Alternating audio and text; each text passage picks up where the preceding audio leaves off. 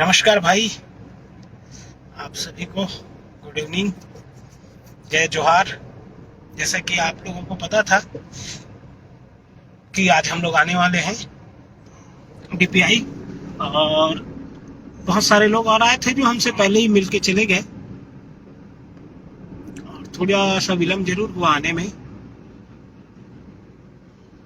तो आज जो बात है वो सिर्फ और सिर्फ पुरानी भर्ती के लिए नहीं, नई भर्ती की भी है, और सिर्फ शिक्षा विभाग की भर्ती की नहीं, प्रत्येक भर्ती की बात है ये।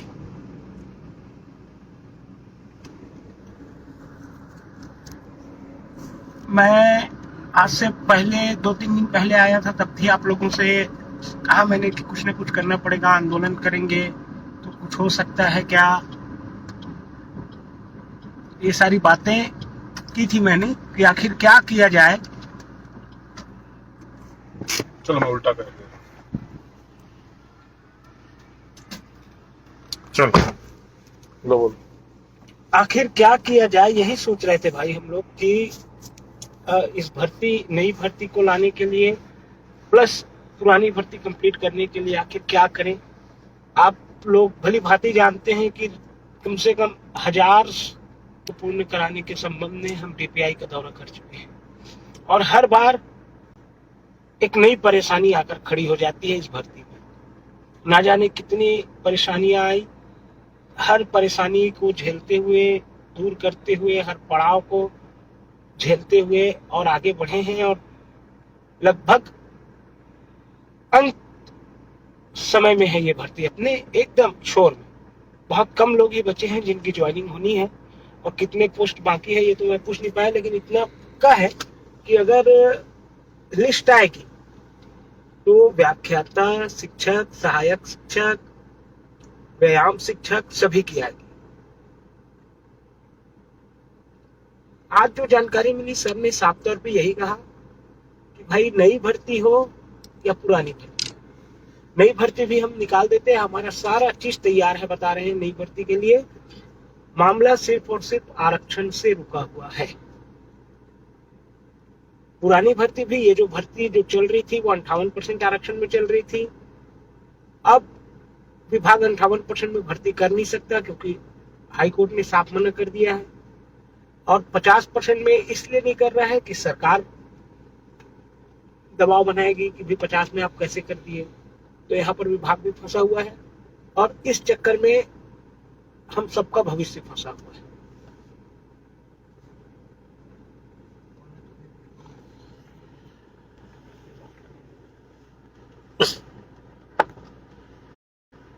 देखिए साथियों, आज हम मिलने के लिए गए थे तो स्पष्ट यह बोला गया है और स्पष्ट यह बताया गया है कि जब तक के क्योंकि आप सबने देखा होगा या जिन्होंने नहीं देखा होगा उनको बताना चाहूंगा कि जब हमारा भर्ती का जो विज्ञापन है ना, जो विभागीय विज्ञापन है, उसमें एक जगह पे स्पष्ट उल्लेख है कि जो अनुसूचित जनजाति एसटी आरक्षण जो है, एसटी आरक्षण पे जिसमें ये केस लगा था 2012 में, है ना, उस पे कहीं ना कहीं ये इन्वॉल्व रहेगा। और अभी जो चूंकि वो जो केस है वो डिसमिस हो गया है, और डिसमिस होने की वजह से आरक्षण जो है हमारे यहाँ 50% हो गया है, तो और शासन और सरकार जो है सुप्रीम कोर्ट चली गई है।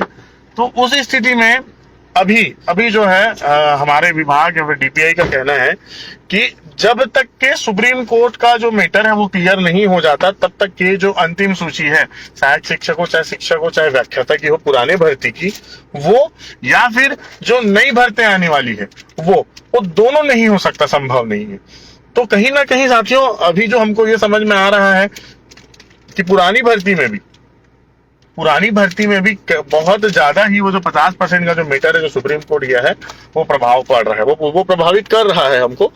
तो हम लोग अभी जितने भी हमारे संगठन के साथी हैं, जो भी हमारे जानकार लोग हैं, उनसे चर्चा कर रहे हैं कि हमको आगे भविष्य में क्या करना है, क्या किया जाए कि ये जो रुकी अभी देखिए एक्चुअल में क्या हुआ था। हम गए थे तो पता चला कि 5% जो रिजर्वेशन में जिन्होंने जो केस जीता है है ना, उनकी भी ज्वाइनिंग देनी है। कुछ साथी हैं जिनका जिला अलॉट हो गया था, जिला अलॉट होने के बाद जो है उनका नाम कट गया था, उनको भी ज्वाइनिंग देना है। कुछ साथी हैं जो 4 महीने 5 महीने नौकरी कर लिए थे, उसके बाद उनको निकाला गया क्योंकि उस जिले में सृजित पद कम थे। ऐसे अनेक अनेक प्रकरण में लोगों का नियुक्ति होने वाला था, और जैसे ही स्टे हटा, जैसे ही स्टे 4604 का स्टे हटा, हम लोग ये समझ लिए थे कि चलो भाई अब नियुक्ति की प्रक्रिया जो है वो आगे बढ़ेगी। लेकिन आज जब सब जगह से मीटिंग होकर सर लोग आए थे और जब हम गए उनसे मिलने के लिए, तो आज यह चीज स्पष्ट हो पाई है कि 4604 नहीं, जो सुप्रीम कोर्ट में जो लगा हुआ है, सुप्रीम कोर्ट में जो आरक्षण का पेच फंसा हुआ है, जब तक कि वो क्लियर नहीं होगा, आखिरी सूची और नई भर्ती नहीं होगी। मतलब कहने का अर्थ आप ये मान के चल सकते हैं कि दोनों चीज, पुरानी भर्ती के बचे हुए पद और नई भर्ती दोनों जो है, अभी हमने पूछा सर से तो सर ने स्पष्ट बताया कि भाई नई भर्ती में कहाँ कितने पद हैं, क्या हम उस सब की तैयारी कर लिए हैं। पुरानी भर्ती में कैसे लिस्ट निकालना है, किन किन को लेना है नहीं लेना, उन सब का तैयारी कर लिए। लेकिन जब तक कि वो क्लियर नहीं हो जाएगा, आरक्षण का पैतरा कि 58 में लेना है कि 50 में लेना है, तब तक कि ना लिस्ट आएगी ना नई भर्ती का विज्ञापन आएगा।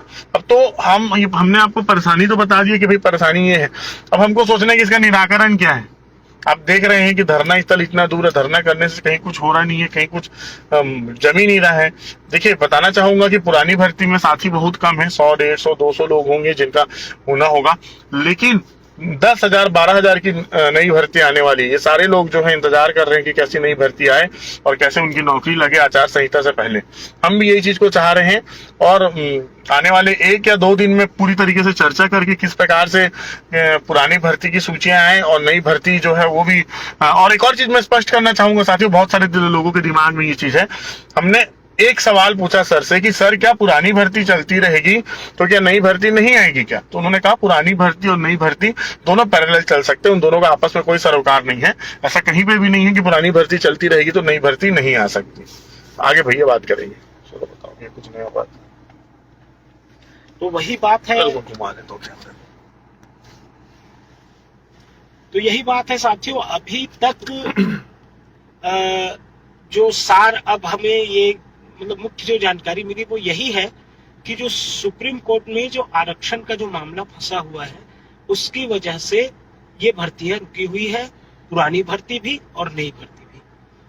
अब इसके लिए आगे क्या किया जाए? आंदोलन अगर करते हैं तो मैं बार बार कह रहा हूं, आंदोलन करने के लिए हमेशा की तरह मैं बिल्कुल तैयार हूं, परंतु आप लोगों ने खुद देखा होगा 3 से 4 बार हो गया हमें लगातार आंदोलन करते हुए, लोग आते ही नहीं हैं। और संख्या बल के साथ साथ और बहुत सारी चीजों की आवश्यकता रहेगी हमको अगर आंदोलन करना है तो। दूसरी चीज यह है कि आंदोलन स्थल नया रायपुर तूता में दे दिया गया है, वहां पर कुत्ता भी नहीं रहता, आप लोग आके देख लेना। इतनी बड़ी जगह है वो कि वहां पर अगर हम लोग 10,000 लोग आकर खड़े होंगे तब कहीं जाके वो जगह भरा है ऐसा दिखेगा। जैसे आपने बूढ़ा तालाब को देखा होगा, 250 आदमी पहुंच गए तो ऐसा लगता है बहुत सारे लोग आ गए हैं। लेकिन इसके विपरीत ये आंदोलन स्थल जो टूटा है वहां 5,000 लोग भी एकत्रित होंगे तो बहुत कम लगेंगे। तो मान के चलिए कि अगर आंदोलन से हल निकालना है तो ये मान के चलिए कि बहुत ज्यादा संख्या बल की आवश्यकता पड़ेगी, तब कहीं जाकर हमें सफलता मिल सकती है।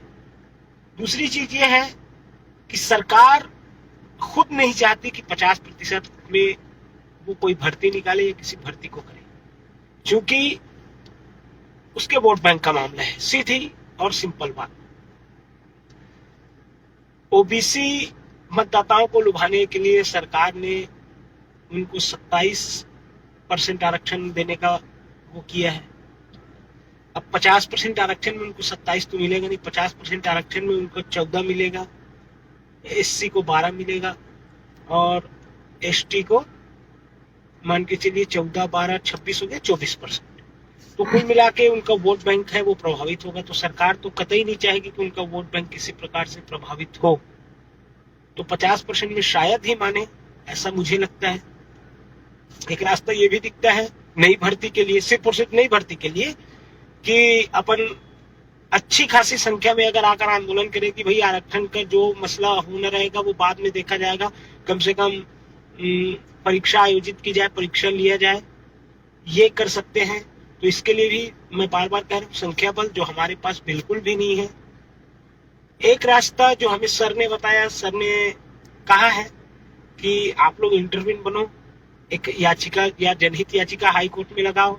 ये भी कर सकते हैं कि जनहित याचिका एक हाई कोर्ट में लगा सकते हैं कि हम सारे बेरोजगार हैं और छत्तीसगढ़ में इसकी वजह से, आरक्षण की वजह से अभी तक भर्ती आई नहीं है, तो कम से कम वो इस पर सुझाव करें। और अभी एक मैम माधुरी मैम ने एक और चीज मेरे को बताया, जो शिक्षा का अधिकार अधिनियम है, उस अधिनियम के पॉइंट नंबर 26 में एक बिंदु है, मौलिक अधिकार में एक बिंदु है कि किसी भी जगह शिक्षा के अधिकार नियम के अंतर्गत किसी भी जगह शिक्षकों की जो कमी है, शिक्षकों की कमी 10% से अधिक कमी आप नहीं रख सकते। उसको देखते हुए, यानी कि अगर 100 पोस्ट की आवश्यकता है पूरे छत्तीसगढ़ में, तो कम से कम 90 सीट भरी रहनी चाहिए। ये है जो शिक्षक